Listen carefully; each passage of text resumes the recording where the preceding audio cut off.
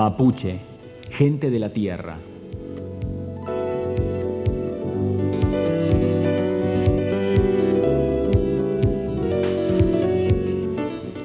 A través de los libros de historia, siempre se juzgó al aborigen americano como cruel, salvaje y despiadado. Como si esto fuera poco, algunos detallan la reacción brutal de los malones en la lucha con los llamados cristianos. En este posmoderno siglo XX, el relato de la mayoría de los cronistas, el discurso de los políticos y la educación que se nos imparte no ha cambiado en su análisis.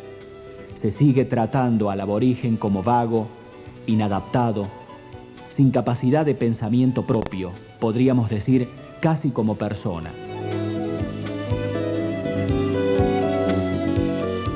Y aunque la elocuencia de los discursos que plantean políticas sociales y educativas quieren hacernos creer que estamos cambiando, nuestra práctica cotidiana demuestra que en la realidad nada se ha modificado.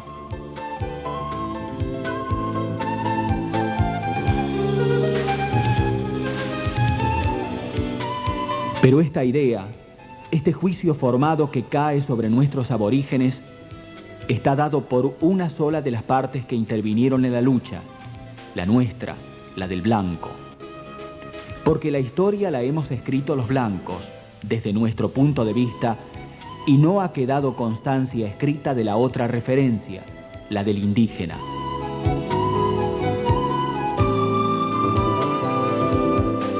Nosotros, en nombre de una cultura superior que traía la civilización y el progreso, nos atribuimos el derecho de arrasar con otras culturas y razas.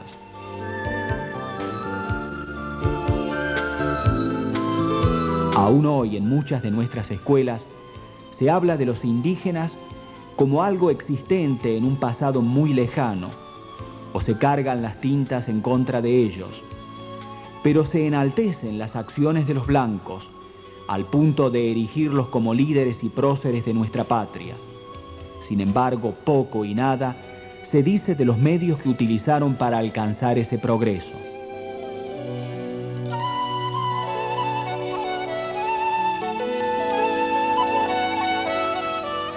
Los últimos estudios realizados en 1987 dan una cifra aproximada de 350.000 aborígenes en nuestro país. Esta cifra solo tiene en cuenta aquellos grupos que se reconocen como tales. Si somos conscientes de la marginación y desprecio a las que los sometimos por varios siglos, sabemos que estas cifras son inciertas y que hay muchos más que los censados.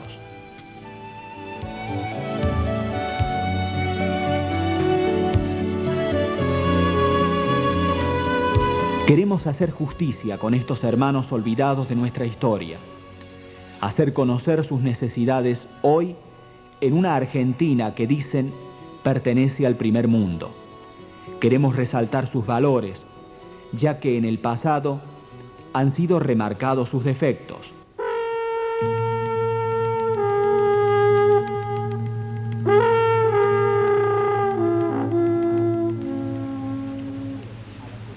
Conocer a la comunidad aborigen de Sierra Colorada, de la provincia del Chubut, fue para nosotros una experiencia que nos cambió la vida. Conocer esa otra realidad, escuchar el relato de la historia de boca de nuestros hermanos mapuches, interesarnos en sus costumbres, en su forma de vida, en sus eternas necesidades, fue replantearnos nuestra verdadera identidad como argentinos, lo que indudablemente significó compromiso.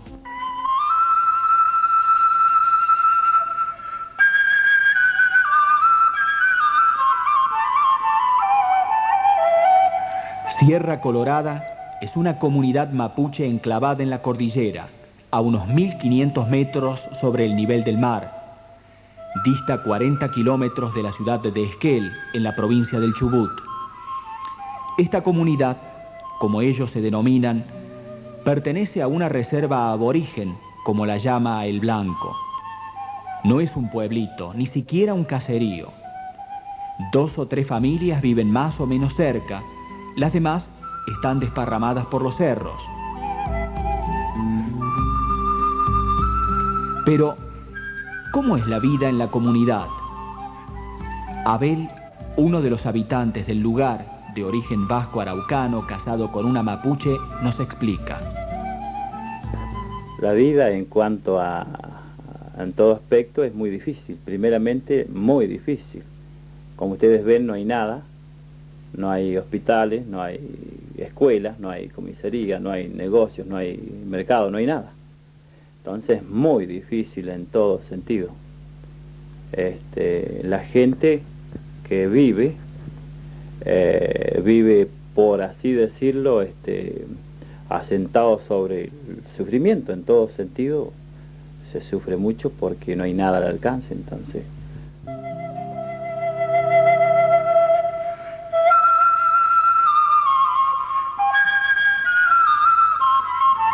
hasta Sierra Colorada no llega el transporte. No tienen luz eléctrica, ni agua corriente, ni bombas para extraer el agua. Solo un arroyito que baja de la montaña y en invierno se congela.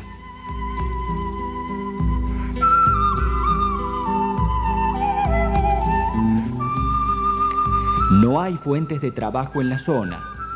Muchas veces los hombres deben emigrar en busca de empleo a las estancias o a la ciudad por meses, dejando a su esposa e hijos sin medios de subsistencia. El aborigen es menospreciado y se lo busca para realizar las tareas más duras y poco rentables. La experiencia les ha enseñado que su origen nativo trae pérdidas y no beneficios.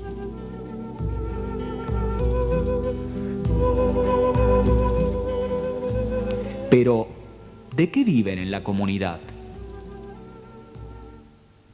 bueno, el laburo prácticamente no hay fuente de trabajo tampoco.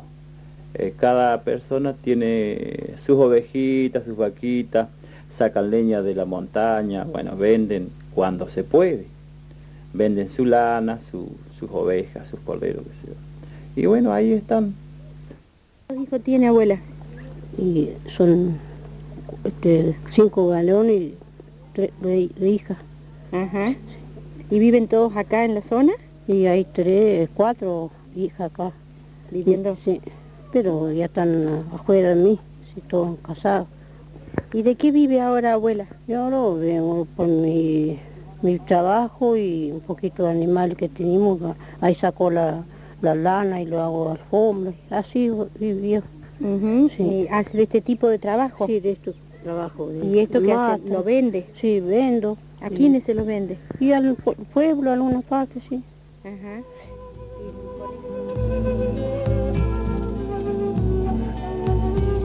Estas artesanías representan muchas horas de trabajo, hilado de la lana con uso, teñido de la lana con raíces para darles los colores adecuados, tejido de la matra en telar, y la mayoría de las veces no es valorado por el turista que con su consabida viveza criolla le paga con un paquete de yerba o de azúcar.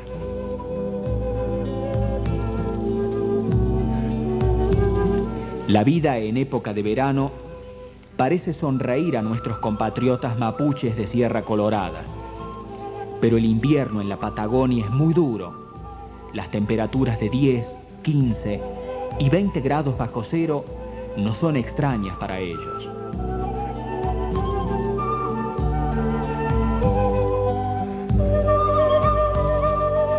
No tienen una adecuada atención de su salud. Un muchacho de la comunidad ejerce como agente sanitario, pero no ha sido preparado adecuadamente para esa tarea. Solo puede tomar la atención, entregar alguna aspirina, pesar los niños en una balanza romana y entregar leche cuando las autoridades pueden darles. A pesar de sus limitaciones, trata de suplir las necesidades de la zona. La recorre a caballo o a pie y avisa las emergencias a la enfermera que reside en Lago Rosario, a 23 kilómetros del paraje Sierra Colorada. Entonces nos preguntamos asombrados, ¿qué sucede si alguien se enferma en invierno?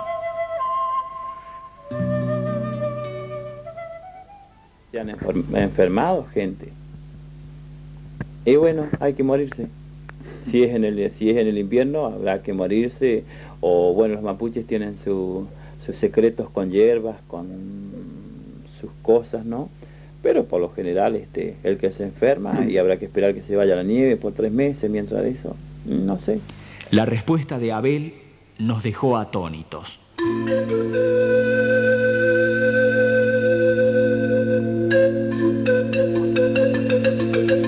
Qué lejos estaba la realidad de nuestros hermanos aborígenes de la nuestra. Una avalancha de preguntas cayeron sobre nuestras mentes. ¿Y si hay un accidente, por ejemplo? ¿Si alguien se cae de un caballo?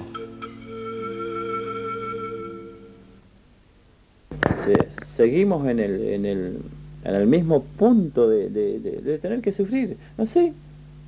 Habrá que aguantársela. Está la capillita, la que tenemos ahí, bueno, ahí nos reunimos, oramos a Dios, pedimos a Dios, no hay médico, y si Dios se compadece, le sanará, y si no, se quedará enfermo hasta que salir.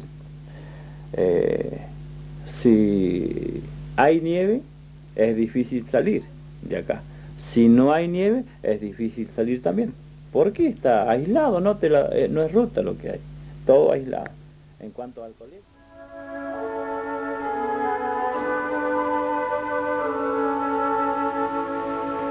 a estos testimonios, por momentos dramáticos, surge indefectiblemente este planteo. ¿Por qué, sufriendo todas estas carencias, no se van a vivir a otro lugar?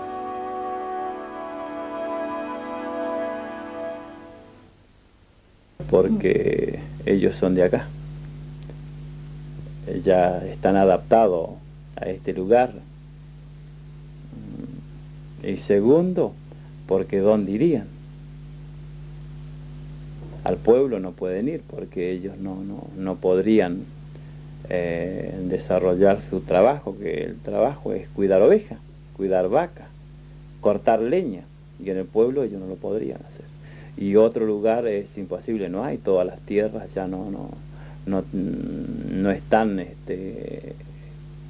ya todas las tierras, ¿no es cierto?, son ocupadas por gente, ya es lo único que queda, son todas estas montañas donde hay tierra y piedra, no hay más, y aquí tienen que estar, y son casi 30 familias, como con 150 personas, no tienen dónde ir, así que tienen que estar aquí. ¿Y esta comunidad vivió siempre aquí? ¿Desde cuándo está aquí? ¿O cómo llegó a este lugar? Esta gente, esta tribu viene de la provincia de Buenos Aires, allá por Paso de Indio. No sé si ustedes saben un poco de esto. Esta es de la tribu Nahuel Pam. Y en algunos tiempos se les empezó a presionar a ellos de la provincia de Buenos Aires para acá, según la historia,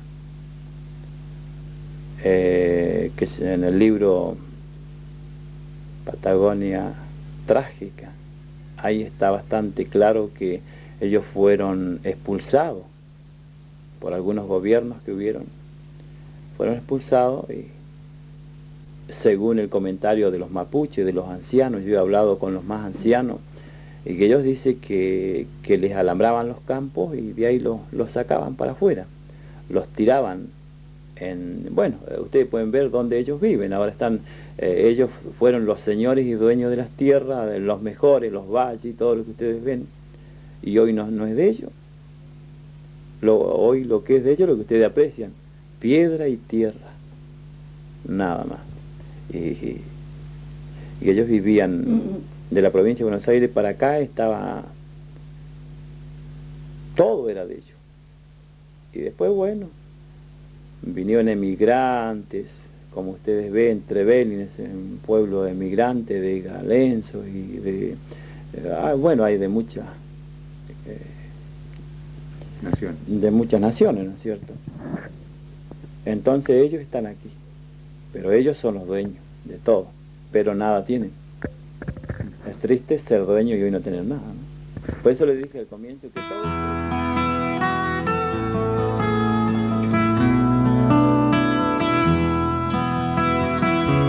La mayoría de la gente del lugar es analfabeta, aunque algunos han asistido temporariamente a la escuela en el pueblo cercano, solo han cursado los primeros grados y la falta de práctica les ha llevado a perder lo aprendido.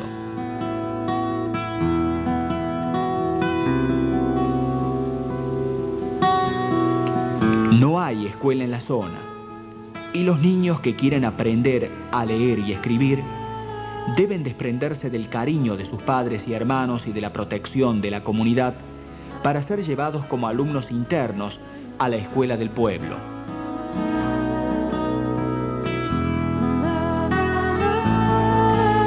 Un colectivo o una camioneta los recoge, pero ¿cuándo serán traídos de vuelta? Eso nadie lo sabe. Pueden pasar 2, 3, 4 semanas o más de un mes. Eso lo determinan las autoridades.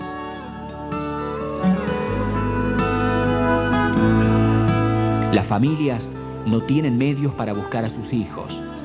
Algunas autoridades aseguran que ellos deberían pagar sus pasajes porque de otra manera el gobierno no puede asumir los costos para buscarlos y llevarlos de regreso cada semana. Ante la separación y la incertidumbre del regreso, muchos niños se enferman de tristeza, otros no progresan en el aprendizaje y la mayoría abandona en los primeros grados.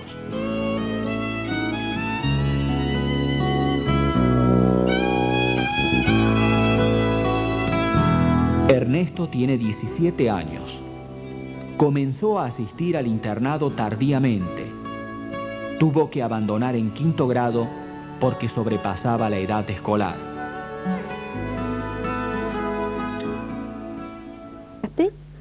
Sí, pero muy poco.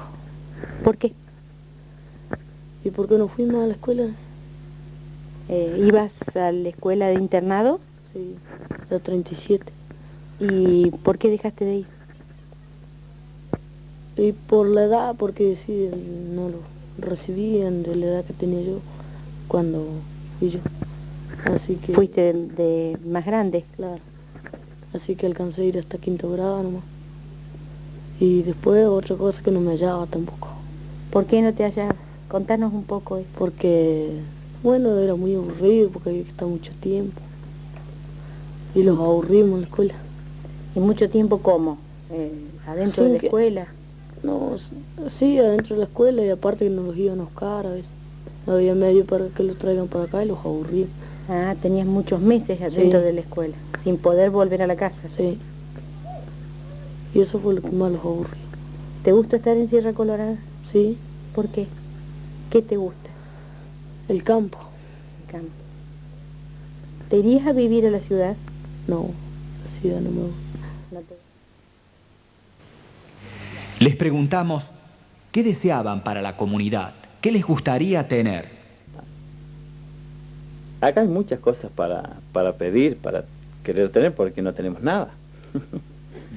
No tenemos nada. Queremos... El número 1 es la escuela. La escuela es el número 1 que necesitamos para que los chicos se eduquen y no tengan que, por ir a educarse, volver enfermos del internado. Número 1 es la escuela. Y después, y después todo. Nos hace falta todo. No tenemos nada.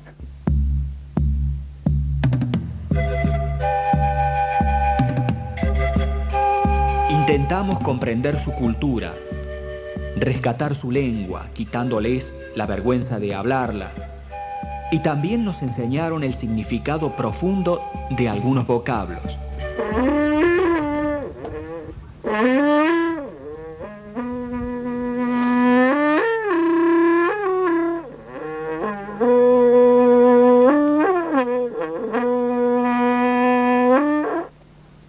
Bueno, permiso. A ver.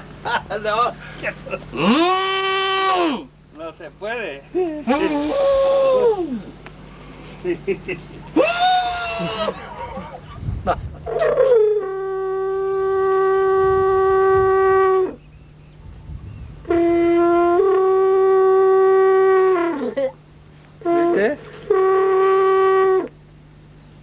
¿Qué fue, Inay? Que fui nai. Mari Mari. No, Quiere decir cuifía nai. de la salud. A lo mejor el mapuche está tomando mate. Está cuifía nai. Pero no tengo la pinto. Peñí. Peñí. ¿Qué quiere decir Peñí? Peñí. ¿Qué es? Peñí quiere decir un hermano. Ah, ¿cómo? Peñí. Vení. Vení. Vení. Vení. Bueno. Peñí, Ron. Peñí, ñi. Peñí. Convivir con ellos, compartir sus comidas, escuchar sus relatos, dejar de lado el vértigo loco de la ciudad, transitar por el tiempo reflexivo de nuestros hermanos mapuches, es para nosotros un inacabable aprendizaje.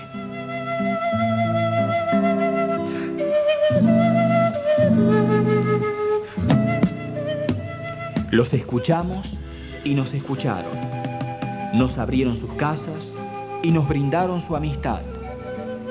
Trabajamos juntos entre mates y tortas fritas. Estas son muchas veces su único alimento. Alisamos terrenos y colaboramos en la construcción de la nueva capilla, única sala comunitaria de la zona que es usada como comedor, centro alfabetizador y como centro de reunión para tratar los asuntos propios de la comunidad.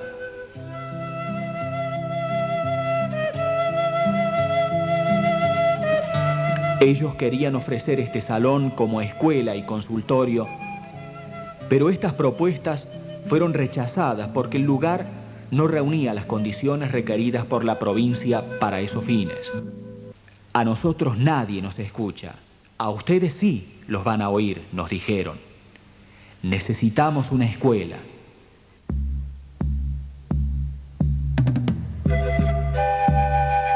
Así nació el proyecto de la Escuela para la Vida en la comunidad mapuche de Sierra Colorada. Este proyecto no nos pertenece. Es el añejo deseo de un grupo de olvidados argentinos. Nosotros solo hemos sido los intérpretes de esos deseos ante una sociedad que generalmente los ignora.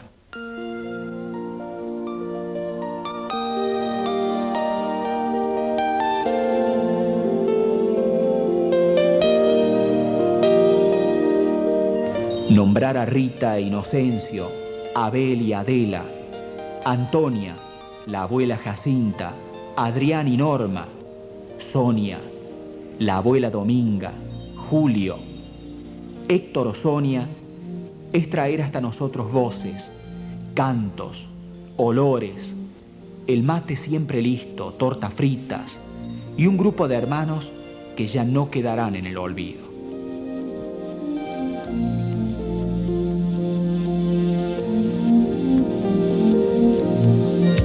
Con ellos aprendimos que hay otra manera de vivir. Cambiaron muchos de nuestros gustos. Cambió para nosotros el sentido de la vida, el valor de la creación, el valor de las personas, de los objetos, de las posesiones. Cambió nuestro concepto del derecho a la tierra y a la propiedad privada.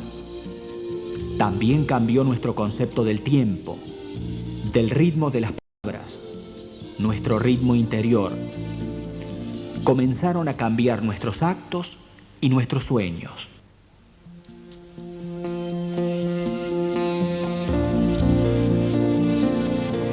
Nuestras vidas han quedado marcadas por cada una de las experiencias vividas. Cada despedida es un duelo y para la mayoría de nosotros el anhelo de volver es algo irresistible, porque sabemos que cada encuentro nos traerá nuevos descubrimientos.